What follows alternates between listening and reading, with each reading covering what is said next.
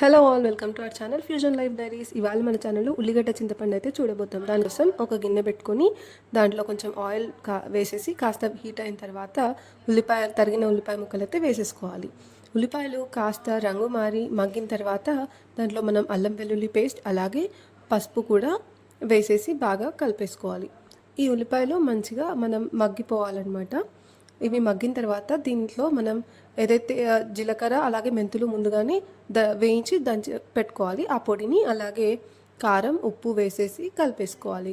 ఈ కారం ఉప్పు ఇవన్నీ కూడా మంచిగా ఈ ఉల్లిగడ్డలకి పట్టేసేయాలి. అలా ఉడికిన తర్వాత కాసేపు దీన్ని అలా పక్కకు చేయాలి. మగ్గిన తర్వాత దీంట్లో చింతపండు రసాన్ని అయితే వేసేసుకోవాలి.